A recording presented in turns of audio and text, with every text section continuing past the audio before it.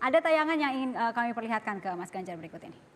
Pak Ganjar itu ketika masih kecil di SD juga ramah dengan teman-temannya, kemudian peduli kepada teman-temannya, juga tidak pernah bertengkar, sopan kepada guru dan kepada siapapun. Saya merasa terharu dan bangga karena dari SD di desa, ya, di gunung ini ada yang menjadi orang nomor 1 di Jawa Tengah. Pak Ganjar nang arite kula sing ngopeni, tinggal gerah ibuke kula sing ngopeni. Kalih Mbak Sri niku ponakane Pak Par.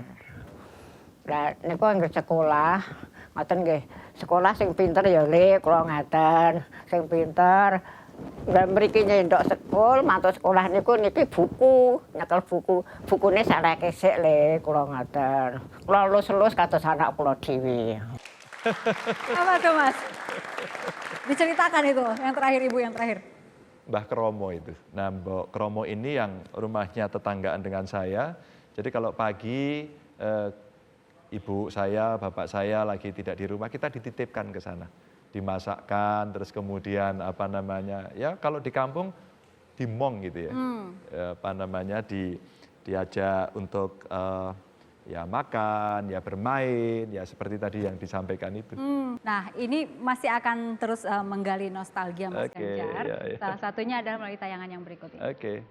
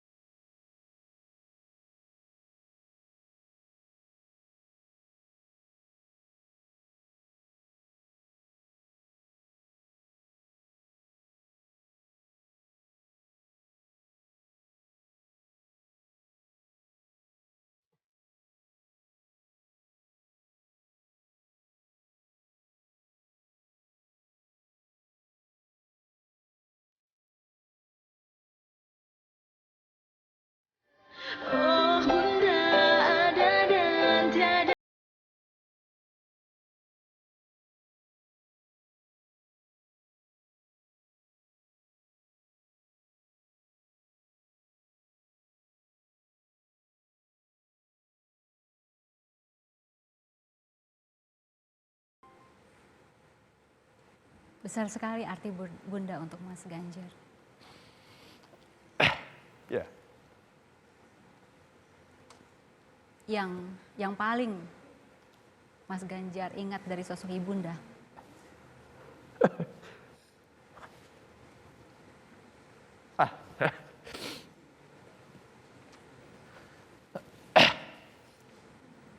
Apa ya?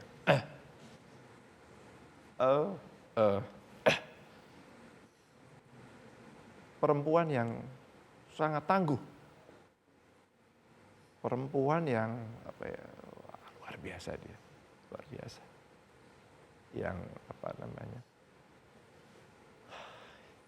yang memimpikan anak-anaknya itu hidupnya lebih baik. Dan selalu membisikkan sejak saya masih di DPR dulu ya. Dia selalu bisikan begini. Jangan korupsi ya. Abdikan dirimu untuk Republik begitu. Dan itu yang yang selalu mengiang. Berapa kali beliau ya? mengatakan itu berulang-ulang? Oh, setiap saya pulang menengok ibu saya, biasanya saya cium tangan, terus saya dicium cipika-cipiki dan ibu saya selalu membisikkan. Maka sampai hari ini itu yang membuat saya bergelora.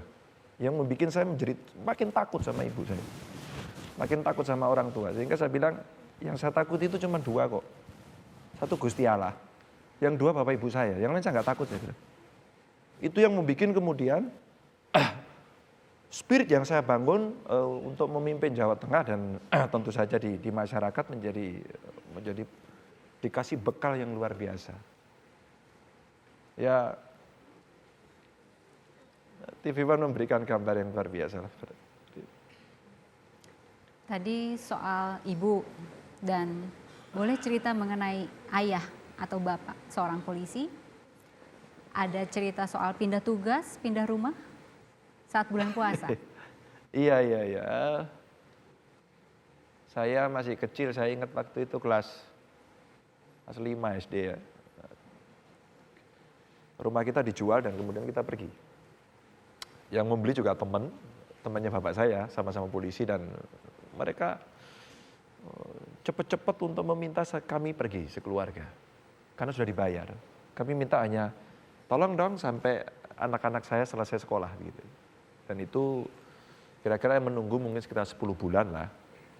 Nggak bisa, harus saya mau saya pakai, Anda harus pergi sekarang. Dan itu kami merasa terusir dari rumah sendiri yang memang faktanya sudah dijual.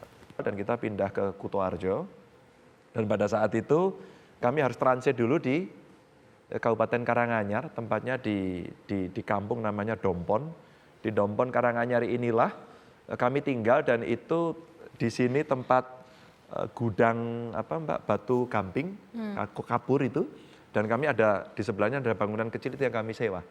Dan kemudian bapak saya menyewa itu, ya semua perabot taruh situ, sekat-sekat itu hanya tempat kosong aja. Dan kemudian di situ disingget apa sama itu. Boleh diperkenalkan Mas Ganjar. Halo Ini Mas, kakak apa saya. kabar? Kakak saya yang nomor 2. Ya. Memang Mas Budi, waktu itu gimana kondisinya? Mungkin Mas Budi yang mau cerita.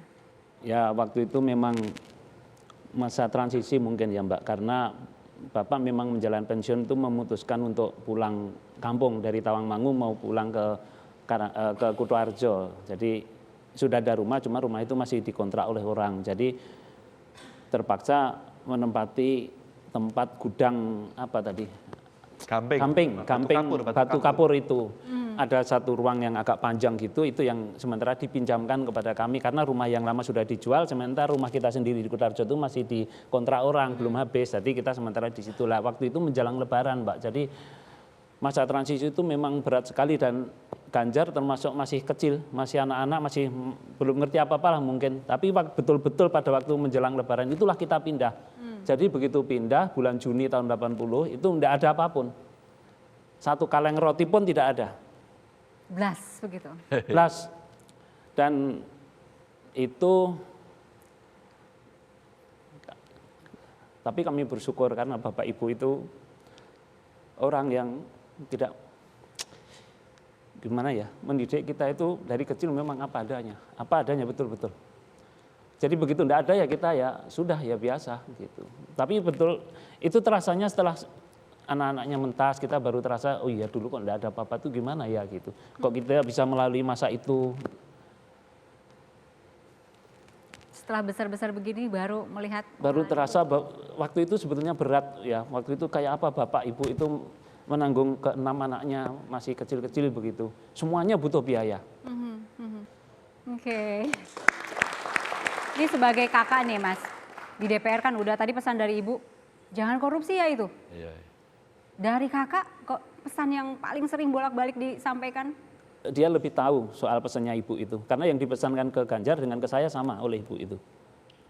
Sama persis. Dan Ibu itu kalau melototin TV soal isu-isu seperti itu, nih perhatikan, Ibu itu mendekat betul. Dan itu dipesankan. Suaranya juga volume TV dibesarkan. Ibu dibesarkan dan betul-betul ingin mendengar karena ingin nanti saya diceritakan ke anaknya. Jadi begitu Ganjar pulang, saya pulang pasti tuh lihat di TV kemarin Ibu lihat ini kamu jangan begitu. Itu sudah. Ini malah pesan pernah Ibu tidak usah nonton TV, pernah. Karena? Ya karena itu daripada isu itu kan kita sudah tahu, tapi namanya orang tua kan pengen menekankan anaknya begini-begini. Jadi daripada nonton TV terus yang diceritakan juga itu lagi, ya sudahlah nggak usah nonton malah jadi ketakutan. Pernah Ibu jangan nonton TV nih pesan. Iya, soalnya gini Mbak, Ibu saya itu pesannya simpel kok. Kamu sudah keluarga, sudah punya anak, kamu punya rumah, Gajimu sudah cukup. punya mobil, gajimu cukup, apalagi? Simpel kan Mbak orang kampung. Ibu saya nggak punya kok pikiran, kamu besok naik Mercedes ya enggak. Mercedes itu apa nggak ngerti. Naik Bentley enggak. Enggak pernah cerita seperti itu. Pokoknya ada mobil roda 4 itu di kampung udah gagah banget. Pokoknya rodanya 4 aja gitu. Jadi sesuatu yang menurut saya pesan itu ya kalau dikalimatkan satu secukupnya. Oke. Baik, Mas Budi, terima kasih ya Mas ya. Ya. Sudah memberikan gambaran bagaimana Sama-sama. keluarga pada saat ayah dan ibu masih ada dan juga keluarga bagaimana. Ya. Mas Ganjar. Terima kasih Mas Budi. Baik, terima Kita akan bongkar lagi saat lagi kami kembali. Oke. Aku duluan ya. Ini teman seperjuangan juga Mas. Mas Jonet. Ini kakak kelas saya. Ya. Kebetulan satu organisasi. Saya dulu diklat Mapala bareng